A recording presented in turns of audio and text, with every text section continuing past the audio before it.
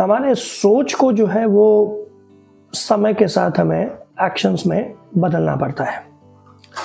जो अपने सोच को एक्शंस में नहीं बदल पाते हैं, बहुत कम हद तक वो सक्सेसफुल हो पाते हैं जिंदगी में। अगर मैं इसका एक एग्जाम्पल दूं तो उसका एक बहुत बड़ा एग्जाम्पल है शिक्षा। हमें शिक्षा इसलिए दी जाती है ताकि हम एक खुद से सोचने समझने वाले, बेहतर सोचने समझने वाले एक इंडिविजुअल बन सके, सो दैट कभी कोई भी रिस्पॉन्सिबिलिटी हमें दी जाए, कोई भी काम हमें दिया जाए, तो हम उसे बहुत ही अच्छे तरीके से निभा पाए, दिमाग लगा पाए, आज के जमाने के हिसाब से हम उस काम को पूरा कर पाए। शिक्षा से ही जो है आपको एक तरीके का मेंटल लिबर्टी मिलता है, शिक्षा से ही आपका एक कॉन्साइंस डेवलप होता है, और उसी शिक्षा के कारण आप एक्शंस लेते हैं, चाहे वो गलत हो या सही हो आपके हिसाब से, राइट? वो गलत और सही का तराजू डेवलप होता है आपके दिमाग में। अब अगर इस शिक्षा को ही हाईजैक कर लिया जाए और एक ऐसे तरीके से किया जाए कि जब तक आपको यह बात समझ में आती है, जब तक समाज को ऐसी बात समझ में आती है, तब तक आपका नुकसान हो चुका है। तो आप बड़ी ही आसानी से किसी भी तरीके के सिविलाइजेशन को जो है अपने मन मुताबिक मोड़ सकते हैं, और यही आपके और हमारे साथ होता आया है। सारी सभ्यताओं में, सारे सिविलाइजेशंस में हमारी एक सिविलाइजेशन है जो अभी तक एक तरीके से अपने पुराने और अपने बदलते नए रूप के साथ जिंदा है, और यही सबसे बड़ा कारण है कि आज के समय में हम एक सिविलाइजेशनल वॉर में हैं, हम एक सभ्यता की लड़ाई में हैं, जिसमें अटैक जो है वो लगातार हमारी सभ्यता पर हो रहा है, और ये पूरी तरीके से नेचुरल है। पुराने समय में भी ऐसा होता आया है, आपस में लोगों ने लड़ाइयां की हैं, आपस में एक दूसरे को खत्म करने की कोशिश की गई है, पूरी तरीके से पूरी सभ्यताएं खत्म हो गई, पूरे कबीले खत्म हो गए। ये होता आया है, इसमें कुछ नया नहीं है। लेकिन तब वो तरीका पूरी तरीके से वॉर के रूप में ऑफेंसिव था। अब वो तरीका जो है बहुत हद तक वॉर का रूप ना लेके दूसरे तरीकों से ऑफेंसिव हो गया है, और आज के जमाने में इसीलिए आपको इन बातों को लेके अवेयर रहना जरूरी है। क्योंकि आपको अगर नहीं पता होगा कि आपके खुद के वैल्यूज को ही विषैला बनाया जा रहा है, आपके खुद के वैल्यू के खिलाफ आपके ही दिमाग में विष भरा जा रहा है, तब तक आप इस तरीके के ऑफेंसिव से जो आपके सिविलाइजेशन के खिलाफ है, आप नहीं लड़ पाएंगे। और यहीं पर आपकी और हमारी शिक्षा काम आती है।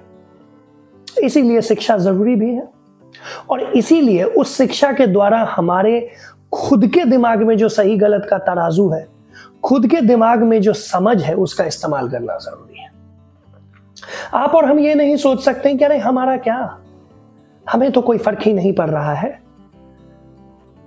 लेकिन सोचना पड़ेगा। सोचना इसलिए पड़ेगा क्योंकि अगर ये चीज और देर से आपको समझ आती है, तो हो सकता है काफी ज्यादा देर हो चुका हो, तब फिर आपके समझने ना समझने से कोई खासा फर्क नहीं पड़ेगा।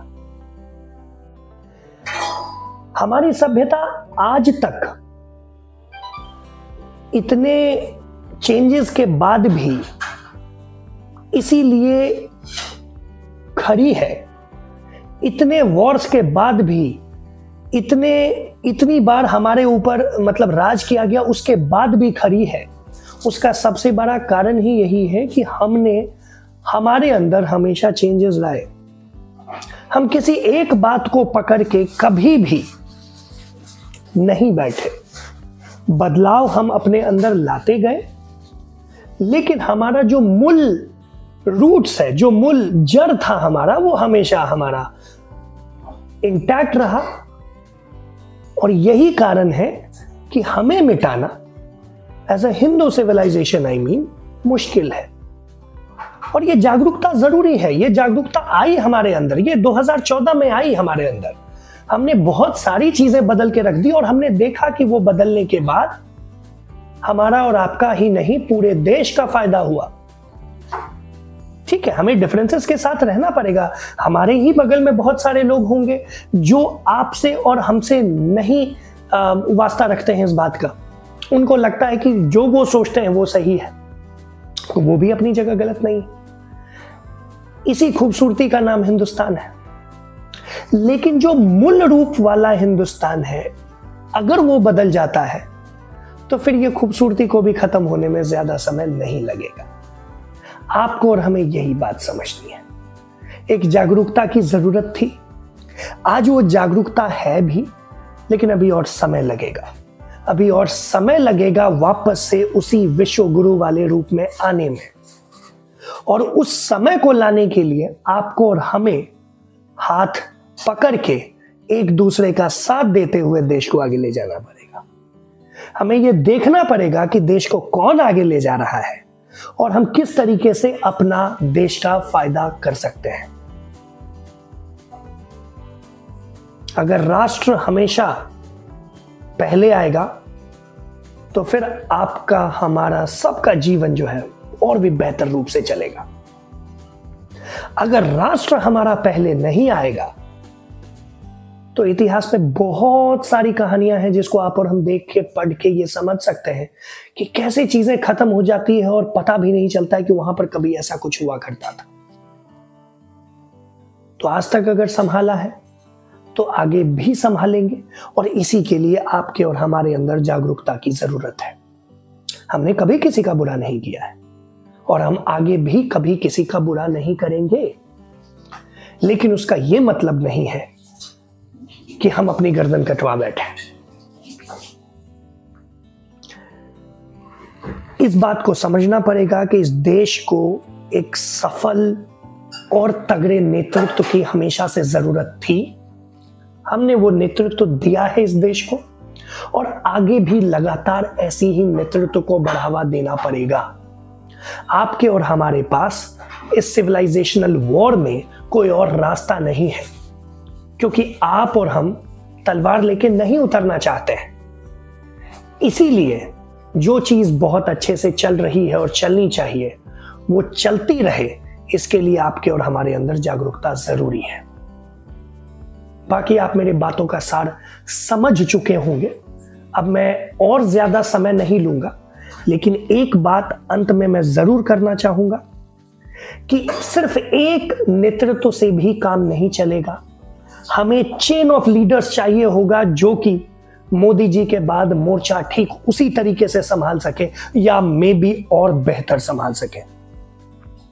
हमें यह समझना पड़ेगा कि यह बस एक शुरुआत है। हमें किसी और का नहीं, अपने देश का साथ देना है। जय हिंद, जय श्री राम।